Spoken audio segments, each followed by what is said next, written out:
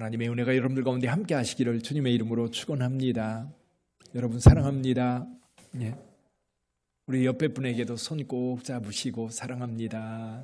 예. 예. 이제 본격적으로 겨울이 온 것 같습니다. 교회도 이제 날씨가 추워서 이제 히터를 켜지 않으면 안 되는 그런 날들이 된 것 같아요. 여러분들의 마음만은 주 예수 그리스도의 사랑으로 뜨겁기를 주님의 이름으로 축원합니다. 독일 서쪽의 네덜란드 국경 근처에 쾰른이라고 하는 도시가 있습니다. 쾰른. 원래 이 쾰른이라고 하는 도시는 콜론이라고 하는 그 식민지라고 하는 뜻을 담은 그런 단어에서 왔다고 그래요. 10세기경부터 로마의 식민지가 되었고 또 식민지의 삶을 살 수밖에 없었던 도시인 거지요. 근데 이 쾰른이라고 하는 도시에 라인강이 흐르고 있어서 이 라인강으로도 유명하다고 합니다. 근데 쾰른 하면 우리 이제 들은 바로는 이 쾰른 대성당이 있거든요. 이 쾰른에 있는 이 대성당은 고딕 양식으로 지어진 세계 모든 교회들 가운데 세 번째로 큰 교회라고 그래요. 그리고 이 교회는 1248년부터 건축하기 시작했는데 1248년부터 한 600년 정도 걸려서 이 건물을 완공했다고 합니다. 근데 이제 이 쾰른 대성당이 이제 유명한데 우리에게는 또 다른 의미로 이 쾰른 대성당은 굉장히 유명한 이야기를 담고 있습니다.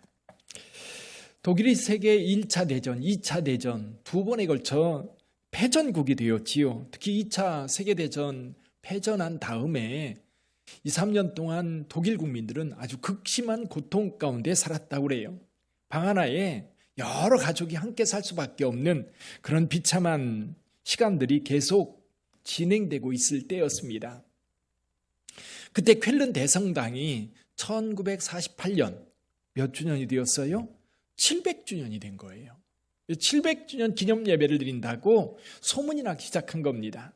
근데 그때 당시에도 이 교회가 전쟁으로 인하여 유리창이 다 깨지고 기둥도 거의 쓰러져 가고 지붕이 구멍 뚫어져서 비가 줄줄 새는 그런 교회당의 모습이었는데 사람들이 아름아름 이 쾰른 교회에서 700주년 기념 예배를 드린다는 이야기를 듣고 하나둘 모여들기 시작했어요. 그래서 그날 3만 명이 예배를 드렸다고 해요. 3만 명이 모여서 예배를 드리면서 하나님 앞에 힘차게 찬송하고 그리고 철저하게 회개하고 그리고 감사의 기도를 드리면서 하나님께 예배를 드렸던 거지요. 설교자의 말씀에 힘을 얻었던 독일 국민들, 여기서 예배를 드리면서 이런 마음을 갖게 된 겁니다. 700년 동안 이 교회를 지켜주셨다면 이제 우리 민족도 하나님께서 다시 지켜줄 거라고 확신이 들었던 거예요. 독일인들은 다시 일어날 열정을 얻게 되었고 그들은 예배를 드리면서 학교를 짓고 집을 짓고 공장을 지으면서 나라를 재건해 가기 시작했던 겁니다. 근데요, 20년, 30년이 채 지나지 않아서 독일은 세계 3대 경제대국이 됩니다. 어쩌면 그래서 이것을 가지고 사람들은 라인강의 기적이라고 이야기를 해요. 알만한 사람들은 이야기합니다. 이건 예배의 기적이다. 그래서 교회의 역할이 이런 거 아닐까? 절망에 빠지고 낙심에 빠졌던 국민들에게 예배를 드리면서 그들에게 새 소망을 심어주고 미래의 비전을 제시해 주므로 나라가 하나님 앞에 새롭게 설 수 있었던 겁니다. 오늘 본문의 말씀도 시인은 백성들에게 사람들에게 예배의 자리로 하나님의 전 앞으로 나가자고 권하는 시입니다. 온 세상 모든 피조물 여호와 앞에 나가 여호와께 감사하며 기쁨으로 노래하자고 이야기를 합니다. 근데 오늘 시편 100편에 보면 이 예배의 대상을 온 땅으로 규정하고 있어요. 온 땅. 이건 뭘 얘기하냐면 하나님의 모든 피조물을 얘기합니다. 우리 하나님께서 모든 피조물을 창조하시고 그 창조물로부터 기쁨을 누리기를 원하셨어요. 그래서 세상 모든 만물들은 하나님 앞에 나가 하나님을 찬양해야 됩니다. 더군다나 저와 여러분들이 하나님을 찬양해야 되는 이유, 오늘 본문의 말씀은 두 가지를 이야기하고 있어요. 그분은 우리를 지으신 분이기 때문에 그래요. 하나님은 창조주이시기 때문에 당연히 모든 피조물로부터 찬양받으시기에 합당한 분이에요. 우리 3절에 보면 이렇게 말씀합니다. 여호와가 우리 하나님이신 줄 너희는 알지어다. 그는 우리를 지으시니요 우리는 그의 것이니 그의 백성이요 그의 기르시는 양이로다. 우리 하나님께서 우리를 지으셨기 때문에 우리는 누구의 것이다? 주님의 것이라는 거예요. 하나님의 것이라는 거예요. 우리는 하나님의 백성이고 그의 기르신 양이라는 겁니다. 분명히 하나님은 우리를 지으신 입니다. 하나님이 어떻게 지으셨습니까? 시편 139편 14절에 보니까요 이렇게 말씀하고 있습니다. 같이 한번 읽어보지요. 내가 주께 감사하오문 나를 지으심이 심히 기묘하심이라.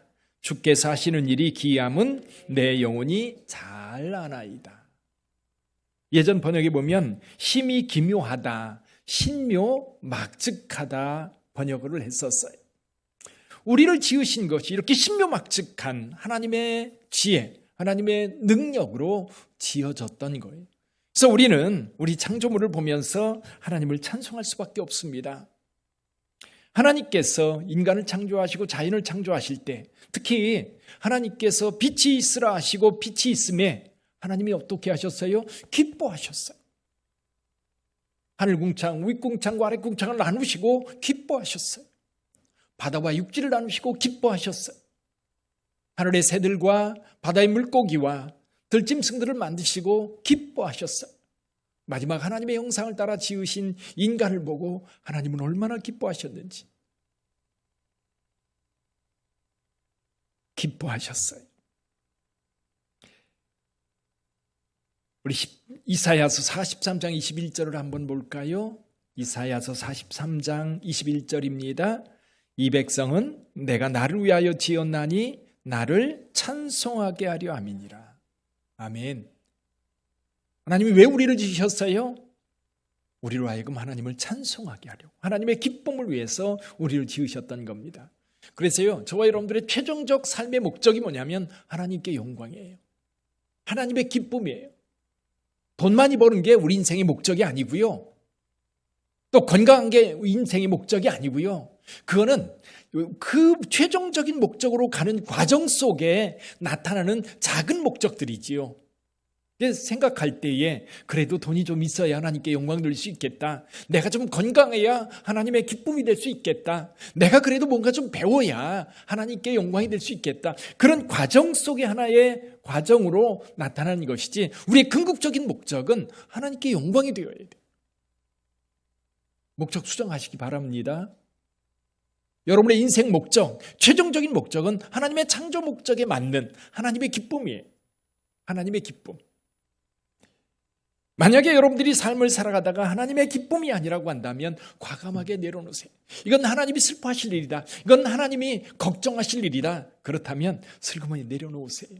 그리고 하나님의 기쁨만 선택해가는 우리 빛된 성도들 되시기를 바랍니다. 그래서 하나님께서는요, 저와 여러분들에게 영광을 얻으시기를 원하세요. 이사야서 42장 8절에 보니까 이렇게 말씀합니다. 같이 한번 볼까요? 나는 여호와이니 이는 내 이름이라. 나는 내 영광을 다른 자에게 내 찬송을 우상에게 주지 아니하리라. 하나님께서 지으신 모든 피조물들 우리 하나님께 영광 돌려야 돼요. 이것이 영광이 하나님께로 향하지 않고 다른 데로 향하면 안 된다는 거예요. 우상에게 향하고 돈으로 향하고 그리고 내가 성취한 그것에 향한다면 너무너무 허무하고 목적에 맞지 않는 거예요. 사랑하는 성도 여러분, 우리 하나님의 창조 그 능력을 우리는 늘 찬송해야 되고 창조물인 저와 여러분들은 하나님께 나아가 하나님을 예배해야 되는 거예요. 하나님의 기쁨이 되어야 되는 거지. 또 한 가지가 있습니다. 우리가 하나님 앞에 나가 예배를 드려야 되는 하나님의 기쁨이 되어야 되는 이유, 여기 5절에서 말씀하고 있어요. 5절. 여호와는 선하시니 그의 인자하심이 영원하고 그의 성실하심이 대대에 이르리로다. 하나님은 선하십니다. 할렐루야. 하나님은 인자하신 분이에요. 하나님은 성실하신 분이에요. 그의 성품 때문에 우리는 하나님을 찬송해야 돼요. 그래서 여러분, 하나님이 창조하신 창조물은 언제나 선합니다. 언제나 아름다워요. 제가 아파트에 살 때는 아침에 이렇게 일어나세요. 창밖을 보면 아침 해 뜨는 장면, 매일은 아니지만 어쩌다가요, 이 떠오르는 해가요 너무너무 멋있어요. 구름들하고. 그래서 일어나서 나와서 보다가 사진을 찍어둔 경우가 종종 있지요. 근데 우리는 인천 쪽에 살다 보니까 동해 쪽에서는 일출을 감상할 기회가 많겠지만 우리 인천 쪽에 사는 분들은 이 낙조가 아름다운 것 같아요. 우리 정서진, 가끔 저도 답답할 때 있거든요. 좀 힘들 때 있거든요. 그럼 잠깐 갑니다.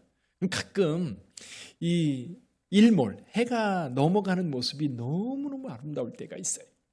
그럴 때 보면 마음이요 많이 풀어져요. 그리고 기뻐요. 아, 하나님이 나를 위로하시는구나. 그래서 사진 제가 몇 장 골라왔어요. 한번 볼까요?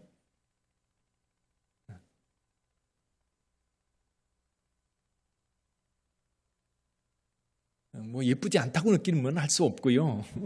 한 장 더 볼까요? 똑같은 사진인데 여러분, 이 사진은요 작년에 스페인 갔을 때 찍은 사진입니다. 저희가 그 유명한 아람브라 궁전이에요. 아람브라 궁전. 근데 이제 저녁에 오후에 급하게, 그리고 이제 끝나는 시간이 돼가지고 막 안내하는 사람들이 빨리 나가라고 그런 상황인데, 이제 지방회장단 목사님들, 사모님들이 가가지고 저 해지는 모습을 보면서 너무너무 위로를 받았어요. 우리 그 목사님들이 목회에 지치고 또 힘들고 또 얼마나 스트레스가 많아요. 근데 저 모습에 멍하니 바라보면서 하나님이 우리를 위로하시는구나. 우리 하나님께서 우리를 위로하시고 우리에게 힘 주시는구나. 너무 아름답고 위로가 되었던 사진이에요. 사랑하는 성도 여러분, 그래요. 하나님이 창조하신 것들은 선하세요. 그리고 그것을 바라보면 너무너무 행복해지죠. 그래서 여러분, 일이 바쁘고 힘들 때, 더군다나 지쳐 있을 때 잠깐 정서진이라도 좀 가보시고, 아니면 원적산이라도 한번 가보세요. 가서 이렇게 걷다 보면 낙엽들이 물드는 그 모습이 너무 아름답고요. 봄이면 꽃이 피는 모습이, 그리고 단풍 드는 모습이 정말 아름다워요. 하나님께서는 하나님이 만드신 이 모든 것들이 이렇게 아름답고 선한 거예요. 뿐만 아니라 우리를 향하신 하나님의 계획도 선하시고 또 성실하신 줄 믿습니다. 우리 하나님께서 출애굽, 이스라엘 백성들을 애굽에서 노예 생활할 때에 그를 건져낸 이유, 구원하시는 하나님, 그들은 이스라엘 백성들을 통해서 하나님께서 영광 받으시기를 원하시는 거예요. 그리고 그들과 함께 하십니다. 외적이 침입하면 보호해 주고요, 죄악으로 물들어 있을 때 회개를 촉구하고요, 그러면서 이스라엘 백성들이 하나님의 기쁨이 되기를 그렇게 소원하셨어요. 오늘도 마찬가지입니다. 저와 여러분들이 우리 하나님 앞에 기쁨이며 하나님께 영광이 되기를 우리 하나님은 간절한 마음으로 바라고 계세요. 그럼 두 가지입니다. 우리가 하나님을 예배해야 되는 이유, 우리의 창조자이기 때문에 우리는 하나님을 찬송해야 되고요, 그분의 성품, 선하심과 인자하심과 성실하심 때문에 우리는 그분을 예배해야 합니다. 우리 하나님 앞에 찬송을 드리고 하나님의 기쁨이 되어야 돼요. 저는 오늘 말씀을 준비하면서 그런 생각이 들어요. 어떻게 하면 하나님을 기쁘시게 할까? 어떻게 하면 하나님을 기쁘시게 할까? 하나님이 제일 기뻐하는 게 뭘까? 여러분 뭐라고 생각하세요? 하나님이 제일 기뻐하시는 것, 여러분 예배예요. 예배는 하나님 앞에 엎드리는 거거든요. 하나님을 높여드리는 거거든요. 우리의 몸이 하나님의 전에 나와서 하나님의 이름을 높이고, 그리고 우리는 낮아져서 하나님을 찬송하는 거예요. 예배 속에 감사가 있고, 예배 속에 기도가 있고, 예배 속에 찬송이 있고, 예배 속에 드림이 있어요. 그 예배가 우리 가운데 살아있어야 되는 거예요. 여러분, 하나님이 기뻐하시는 예배자가 되시기를 주님의 이름으로 축원합니다. 하나님이 기뻐하시는 예배자.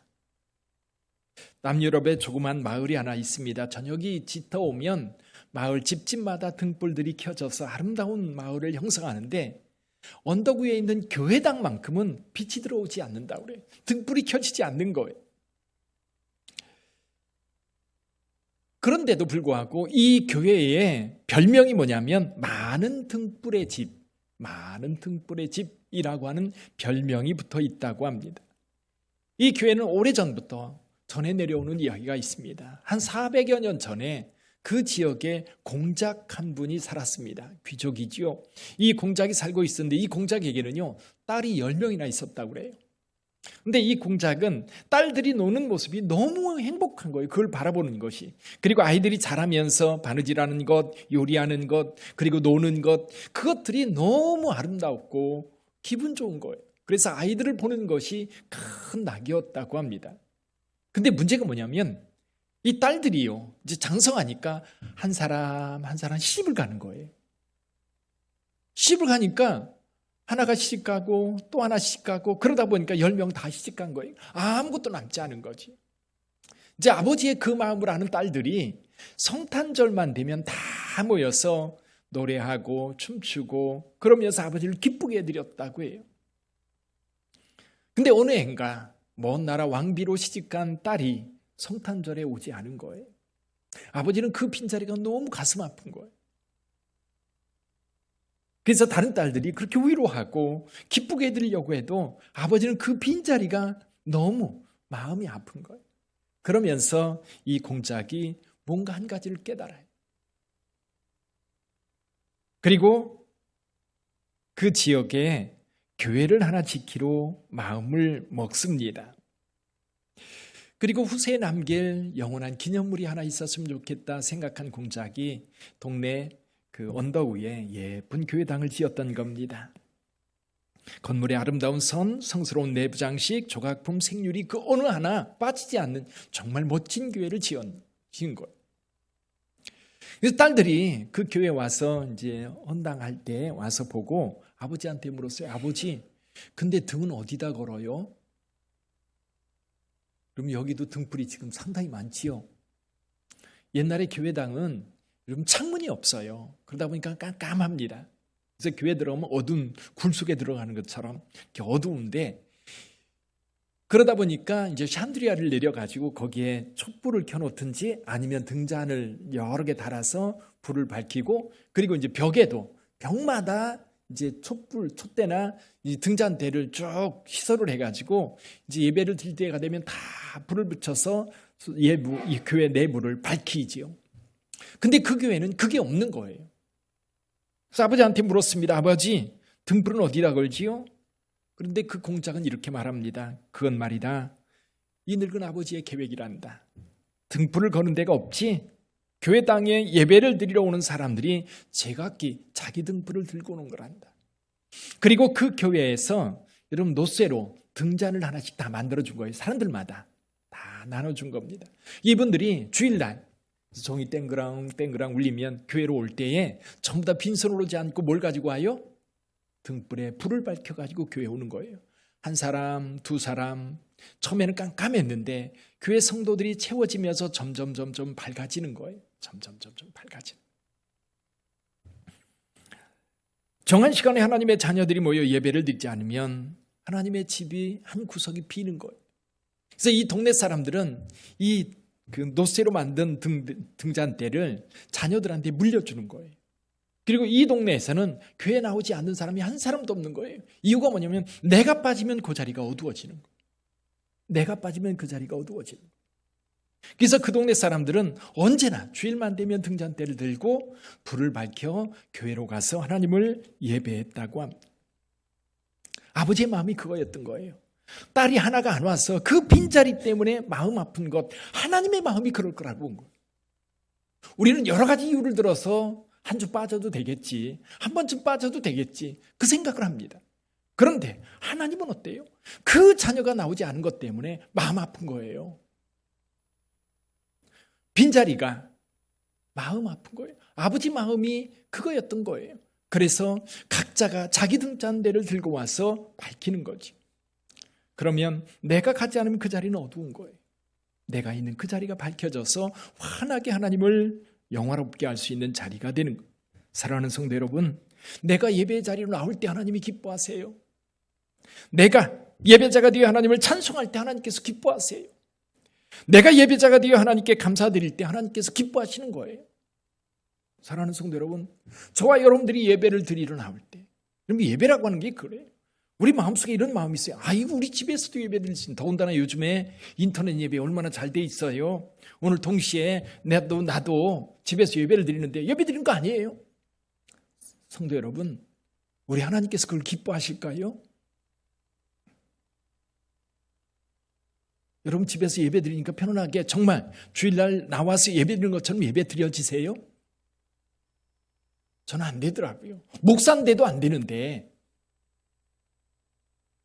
여러분이 집에서 예배를 드린다고 인터넷 핸드폰 켜놓고 아니면 텔레비전 켜놓고 예배를 드릴 때 과연 그 예배가 진짜 하나님이 기뻐하시는 예배가 될까? 우리는요, 일상 예배가 되어야 된다고 가르칩니다.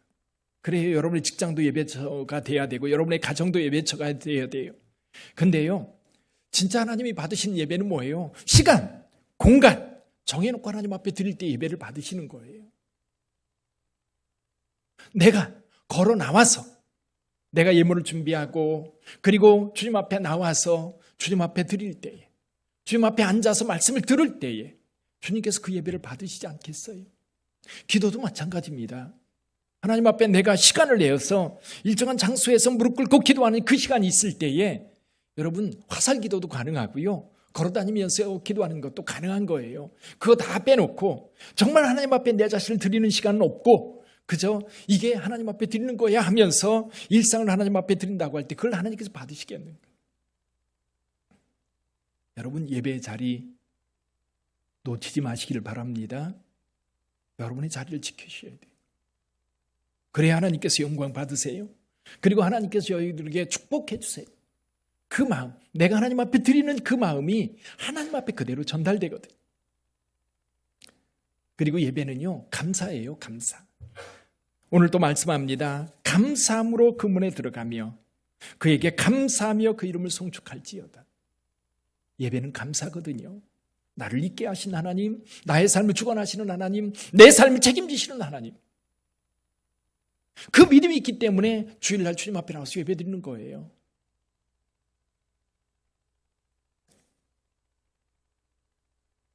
감사, 하나님 앞에 범사에 감사하는 여러분 되시기를 주님의 이름으로 축원합니다. 우리가 이제 하나님 앞에 기쁨이 되는 것, 예배자입니다. 감사함으로 하나님을 찬양하는 겁니다. 또 한 가지는요, 하나님의 뜻대로 살아갈 때에 하나님이 기뻐하실 것 같아요. 하나님이 말씀하신 대로 저와 여러분들이 살아갈 때에 하나님께서 기뻐하세요. 자, 마태복음 25장에 보면 양과 염소의 비유가 있는데 왕이요, 백성들을 둘로 나눕니다. 나누면서 한 얘기가 있어요. 너희는 내가 먹을 것이 없어 굶주릴 때, 목마를 때에, 헐벗었을 때, 옥에 갇혔을 때에, 병들었을 때에 너희는 나에게 찾아와서 나에게 병들었을 때 돌봐주었고, 감옥에 갇혔을 때 방문하였고, 그리고 먹을 것이 없을 때 먹을 것을 주었고, 마실 것이 없을 때 마실 것을 주었고, 헐벗었을 때 옷을 주었다라고 이야기합니다. 그러니까 의인들이 얘기를 해요. 언제 주님께서 그러셨고 우리가 언제 그렇게 해드렸습니까? 그랬더니 지극히 작은 자들에게 하나에게 한 것이 내게 한 것이다. 목회를 하면서 여전히 갈등인 것 가운데 한 가지가 있어요. 그게 뭐냐면요, 교회는 교회 지도자들, 특히 교회 지도자들과 또 교회들은 언제나 어디로 향해야 되는? 낮은 데로 향해야 돼요. 낮은 데로. 사회에서 소외된 자들, 고통당하는 자들, 어려운 자들, 헐벗은 자들을 향해 자꾸 교회가 낮은 곳에 관심을 가져야 돼요. 근데 현대 교회들이 계속 낮은 곳에 관심이 아니라 어디에 관심이 있어요? 높은 데 관심이 있는 거예요. 내가 질 권력, 나 교제하는 사람들의 위치.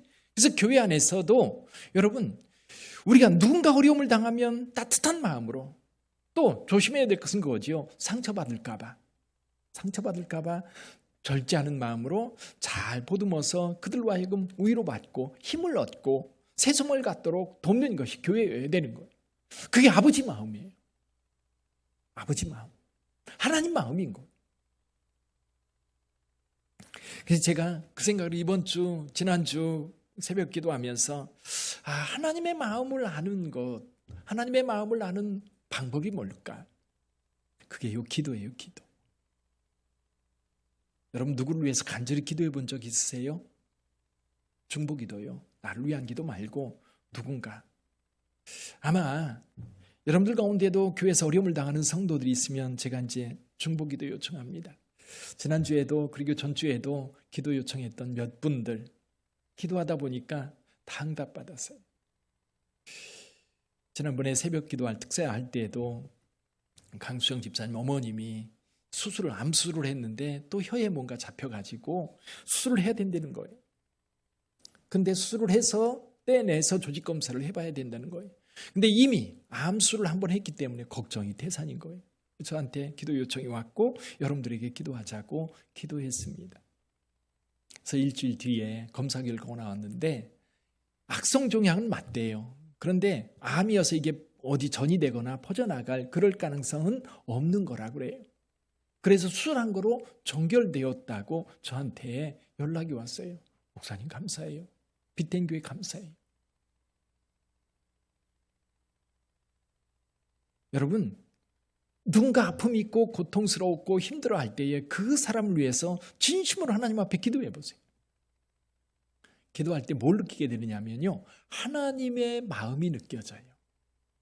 그를 향한 하나님의 마음. 느껴질 때 그대로 행하면 돼요.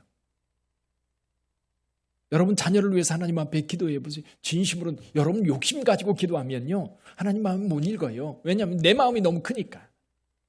내 마음이 너무 크니까 내가 욕심을 가지고 하나님 앞에 기도하면 하나님께서 들으시지 않으세요.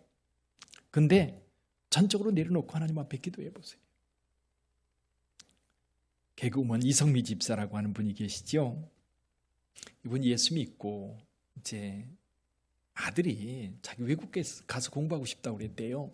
그래서 이제 카나다로 수속을 해가지고 가서 이제 공부를 하는데 이 아이가 가서 공부는 안 하고 말썽만 부리는 거예요.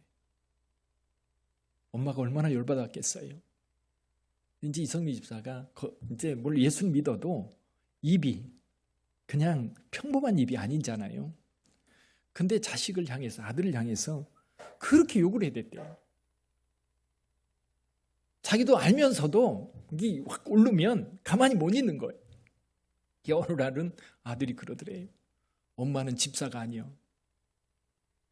교회 가면 집사인데 집에 오면 집사가 아니야. 어떻게 집사가 그럴 수 있어? 한 번은 아들이 그러더라는 거예요. 그러거나 말거나 입에서 욕을 쏟아내는데요. 근데 오늘날 하나님 앞에 기도하는데요, 하나님이 그런 마음을 주시대요. 내 아들한테 네가 말한 대로 이루어줄까? 아들을 향해서 그 저주와 욕을 퍼부었는데 하나님이 너 그대로 해줄까? 그 마음이 들더라는 거예요. 너무너무 놀랐다. 진짜 하나님이 내 아들한테 그렇게 해준다면 정신이 번쩍 나는 거예요.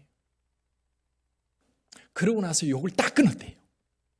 욕을 끊으니까 아들이 살갑게 다가와서 엄마에게 완전히 달라진 모습을 보여주더라는 거지. 하나님의 마음을 언제 느낄 수 있어요? 기도할 때. 여러분 빛된 교회를 위해서 기도해 보셨습니까? 예, 여러분 다 기도해 주신 줄 압니다. 여러분 진심으로 묻고 교회를 위해서 기도해 보세요. 교회를 향한 마음 아픔이 여러분들에게 느껴질 거예요. 우리 하나님께서 빛된 교회를 생각할 때 어떤 부분을 마음 아파하시고 어떻게 이 교회를 이끌어 가시기를 하나님께서 원하시는지 여러분이 느껴질 거예요. 여러분이 교회를 위해서 기도하지 않으니까요, 아이 목사님 저 못해요. 모태신앙 다시 발동하잖아요. 연말이 되면. 왜 그래요? 기도 안 하니까 그런 거예요. 진심으로 하나님 앞에 기도해 보세요. 하나님의 마음이 전달되는데 내가 할 수 있는 한 그 하나님의 마음을 따라 움직이는 거잖아요. 어떤 목사님은 청소년 사역에 헌신합니다. 청소년들만 생각하면 마음이 아프고 하나님의 마음이 느껴지는 거예요. 우리가 원하는 선교사 이원도 선교사도 아프리카 왜 그렇게 그 말라리아에 수십 번 걸려가면서 거의 죽음의 직전에 이르는 것을 수없이 겪으면서 거기를 떠나지 못하고 있는가? 하나님께서 아프리카 사람들을 위해서 눈물 흘리는 그 눈물이 자기의 눈물이 되었기 때문에 그래요. 여러분의 가정을 향한, 이 나라의 민족을 향한, 주님의 몸된 교회, 빛된 교회를 향한, 여러분의 자녀들을 향한 진정한 기도, 무릎 꿇고 기도해 보세요. 이 기도가 훈련이 안 됐으니까 이게 어려운 거예요. 근데 여러분, 정말 마음에 품고 하나님 앞에 기도하다 보면 하나님께서 그를 향한 하나님의 마음이 내게 느껴지면 그 느낌을 따라 하면 돼요. 그 말씀 따라 움직이면 돼요. 그러면 하나님의 역사가 만들어지는 줄 믿습니다. 빛된 교회가 그런 교회가 되기를 주님의 이름으로 축원합니다. 하나님이 언제 기뻐하셔요? 우리가 예배자로 설 때 하나님이 기뻐하세요. 예배자로 선다는 것은 여러분 감사함으로 하나님 앞에 나가서 노래하는 거예요. 찬양하는 거예요. 송축하는 거예요. 그리고 하나님의 뜻대로 사는 거예요. 어떻게 하나님의 뜻을 알 수 있고 하나님의 마음을 헤아릴 수 있는가? 깊이 하나님 앞에 기도할 때에 주님께서 우리에게 말씀해 주세요. 그 하나님의 뜻이 우리 빛된 교회 안에서 이루어지기를 주님의 이름으로 축원합니다. 기도하겠습니다.